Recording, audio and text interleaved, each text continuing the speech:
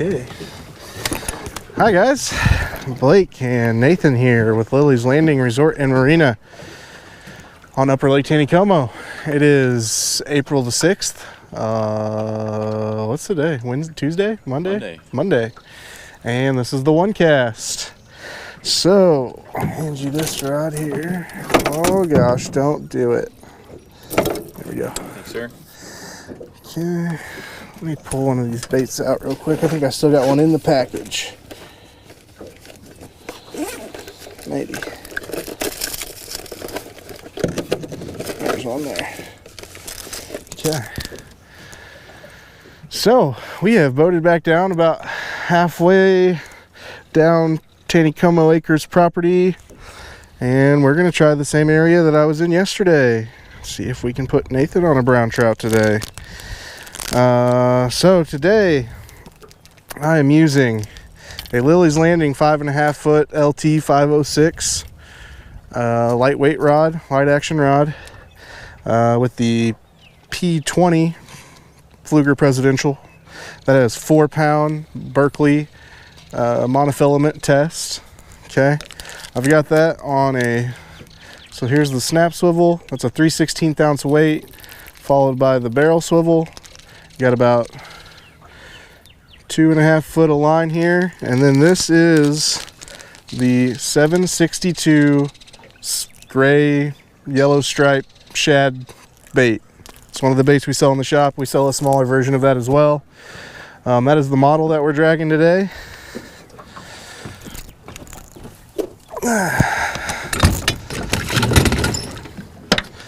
And we're gonna go ahead and get started. Nathan is using something similar. I can't remember. That's an old reel of mine, and a Graphite Series Bass Pro lightweight action rod. This is what's laying around. Yeah, just some extra parts and pieces I had laying around to put a rod together with. But they both have 4-pound tests. I think it's important when you're out here dragging these baits that you have at least 4-pound tests. I think you can even get away with 6, just based on the way it works. The fish kind of come up chasing that jerk bait, so they don't see as much of the line.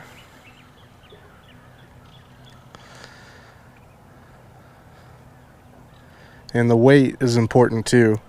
If we were using any more weight than we were using right now, we'd be losing a lot of baits. So that's just something that you have to adjust for flow. Speaking of flow, they are still running 10 floodgates at 1 foot apiece, 3 generators for a total of 20,000 cubic feet per second. I checked Table Rock's level right before we left. It was at 920 point something. So it's about 5 feet away from its regular pool. I didn't see at what rate it's been dropping per day. But I know like 4 days ago it was at 922, so seems like it's maybe dropping at about half a foot a day now. Nothing officially on the one cast.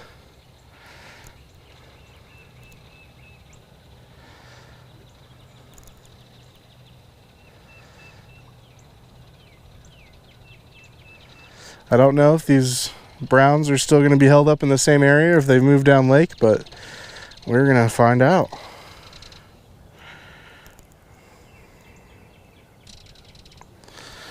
I'm gonna take a seat. I'm pretty sore from staying in those decks.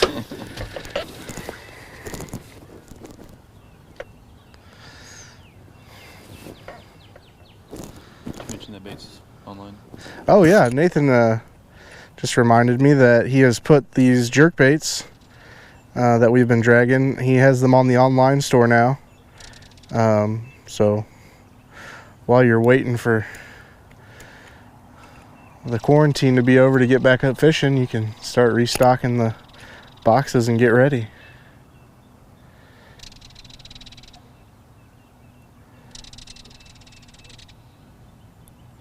Digging hard.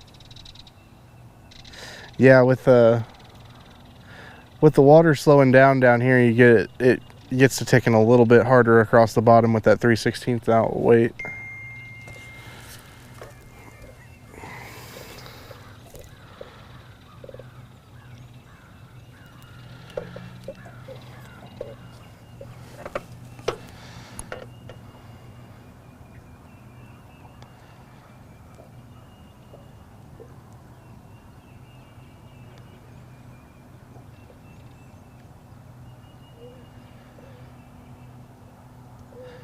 Today's temperature got up a little bit higher. We got into the 73, 75 range, and it's been off and on cloudy today.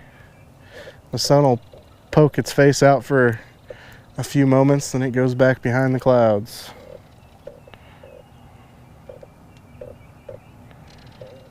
I don't have any other fishing reports for the day. Phil said yesterday on Table Rock that they found a few walleye before he came back in. I think he's headed up to go do that again. Set up Table Rock. Yep. I've seen just a couple boats on the water. Kind of slow again on the water today compared to yesterday.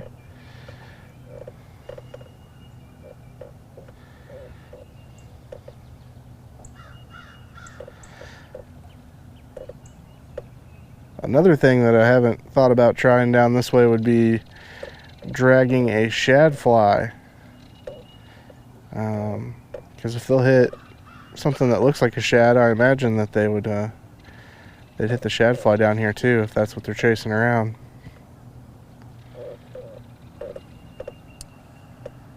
Steve Dickey had a trip today. Oh, did he? Put a little girl, I think, on 2 trophies. Oh, wow. Maybe 3. Shad fly. Nathan was saying that Steve Dickey had a trip today and put somebody on 2 trophies at least with dragging the shad fly. Did he say where he was fishing at?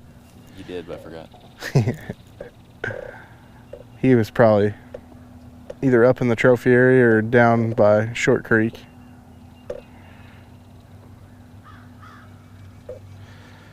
I haven't been up to the dam in a couple days to see if any more shad came through up there.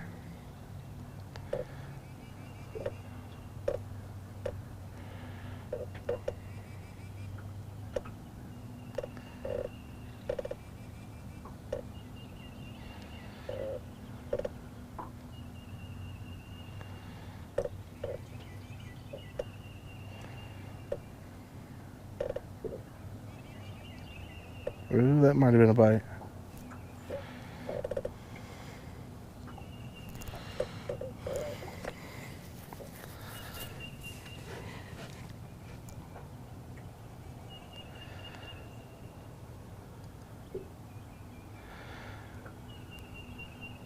I'll have to do a little testing on my day off, but you might be able to get away with even dragging a jig through here right now.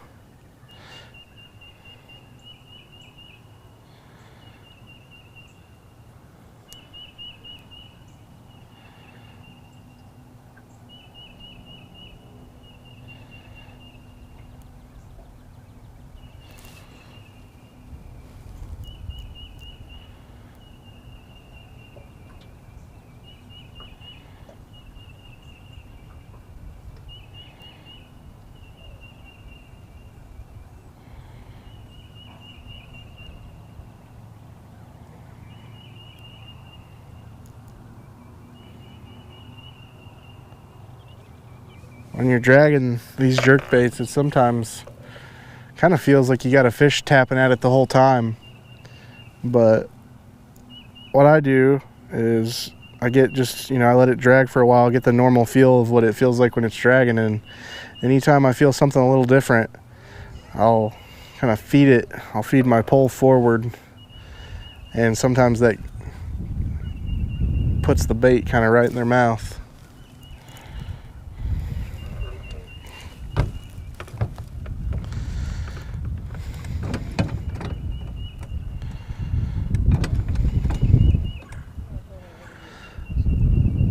Another thing to note, just in dragging baits in general, whether you're dragging flies or even power bait or night crawlers, trout, you don't have to do an aggressive hook set. Once you know that there's a fish on the end, all you have to really do is just kind of give it a light pull.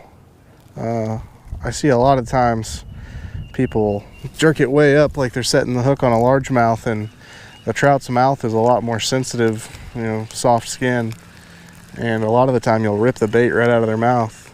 So whenever you do start feeling a bite, just kind of give it a light pull up.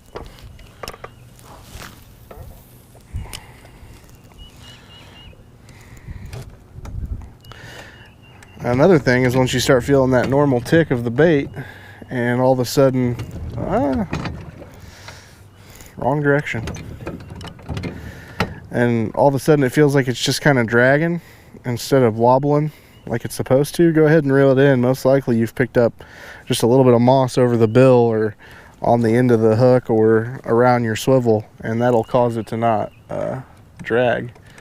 The whole point of that snap swivel with the weight on it is so that it free flows up and down the line, and as it's bouncing it has room to move back and forth. If the moss gets tangled around it, it'll just drag.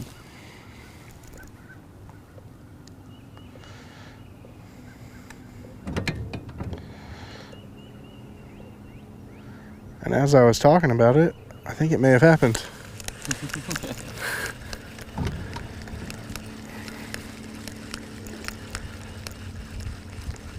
Yeah, they're catching a fish over there, all the way up against the bank. Huh. Oh, yep, there it is. So even just a little tiniest amount of moss got tangled around these two swivels and connected them together, and has rendered my bait from wiggling like it's supposed to. Somehow I caught my shoelace.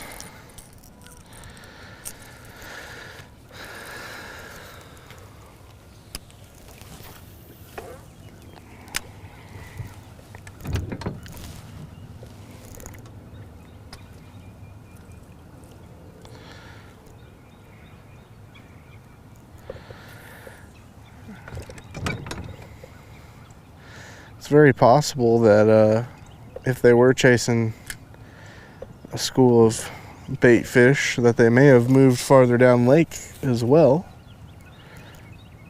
I haven't been out fishing yet today to test the waters, but over the period of the last week we were chasing them from Fall Creek through down to Short Creek and then by the dock, and then yesterday was down here, so it's possible that they may have moved further down.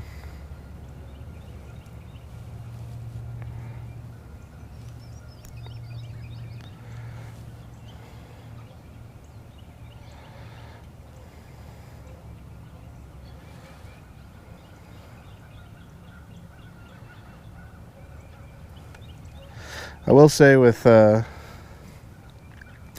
lightweight action rod, I think is about the best thing for dragging. It gives you a lot of feel in the rod. If you're using one that's too thick, you won't really be able to feel it bouncing across the bottom. And the ultralight may not be able to allow you to cast very far, and it'll almost have too much sensitivity.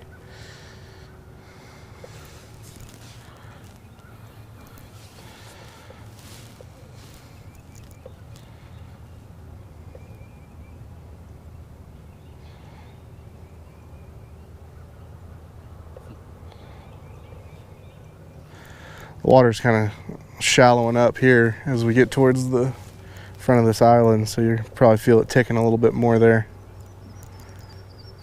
Feels like I'm being mobbed by 1,000 sunfish. I'm trying to decide if we want to go back up and run down this side once we get to the island, or if we want to just keep on dragging and see what happens. That's kind of how I ran into them yesterday. Was I pulled out from the dock and turned the boat off and just started drifting.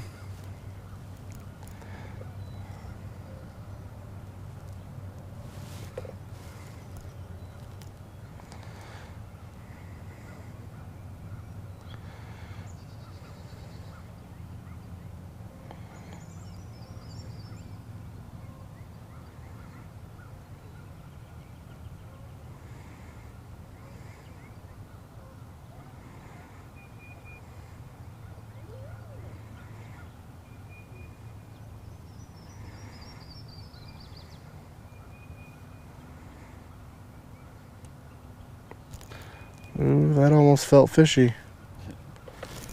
Oh, maybe it was just moss. Well, I did the same thing. Mine was definitely moss. As soon as you get that on your bill, it just completely ruins the whole action of the bait. We get the same patch, I guess.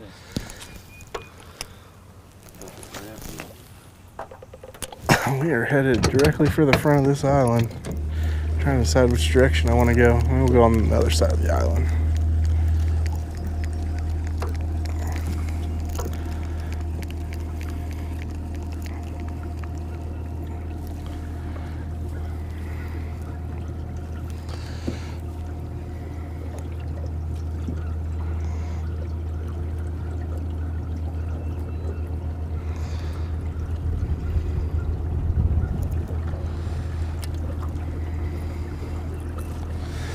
Man, it's a hard decision whether to go back up or keep going.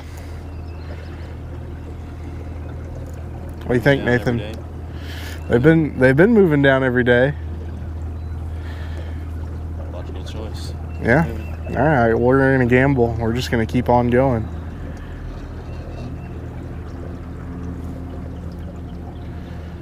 So right now we are directly at the tip of Monkey Island. I'm gonna pull the boat back out about center between the island and the bank.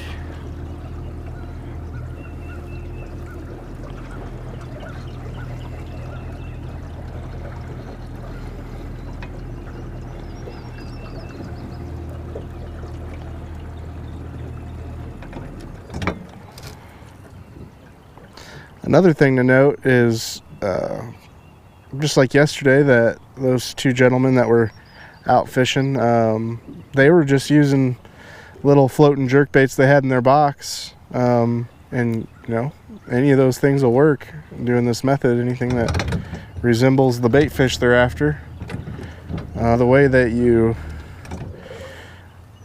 rig those up to be most successful without losing as many is you take the belly hook off of the bait and you just leave the back treble,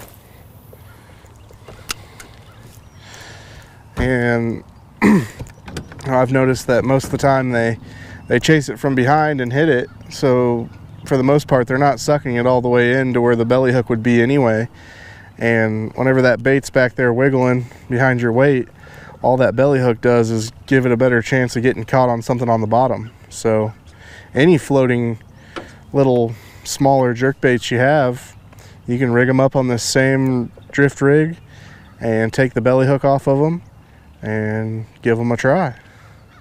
And that's what those gentlemen were doing yesterday. I think they were using some Rainbow Rapala, probably the F5 or something, floating bait. You definitely want it to be a floating bait. If it's one that sinks, it's just going to sink directly down, stay even with the weight while it's dragging, and probably get caught up on a lot of stuff. If it sinks, it stinks.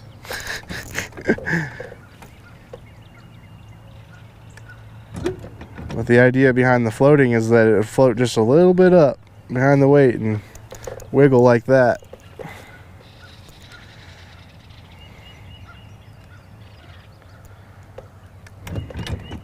You definitely want it to be a shallow diver. I know there's been some confusion where people will put the ones with big long bills on them and try to drag them and they lose a bunch of them. It's because it's a deep diving bait.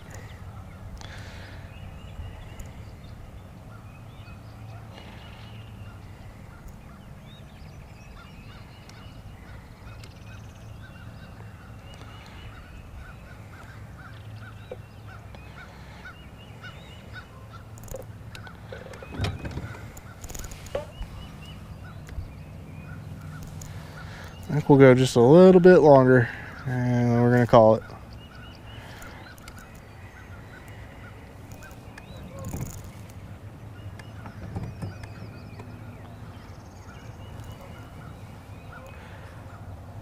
There's about to be a deep pocket That was kind of from Monkey Island, from the front to the back of it across.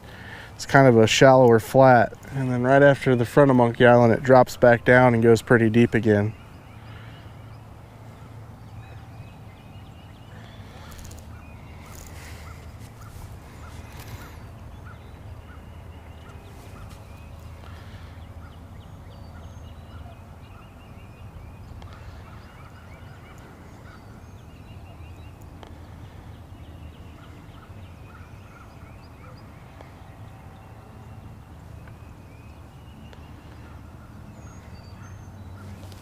Oh, might hit a patch of moss again.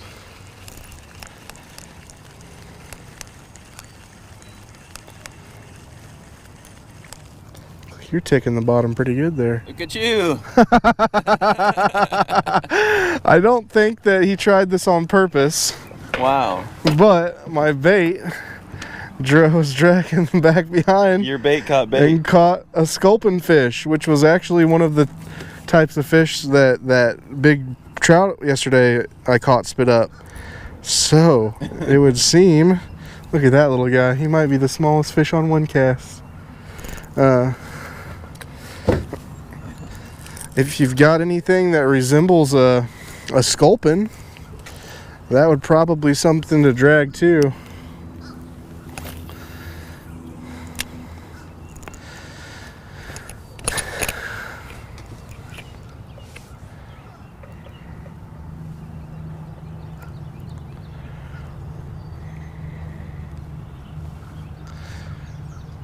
Well, there's at least one fish on the one cast.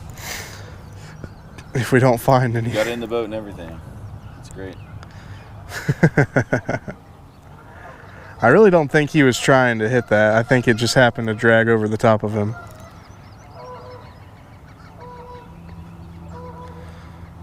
Who knows what's in the mind of a sculpin? Yeah.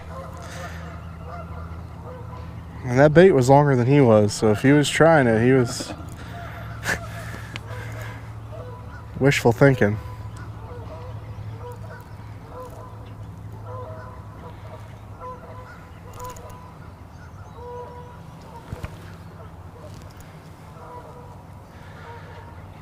All right, one more minute. It's kind of like one last cast once again.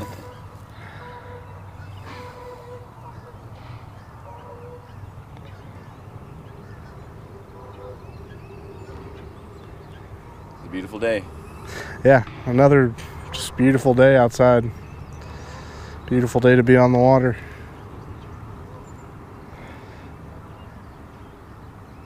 What do we got left? 30 seconds? Yeah. Okay.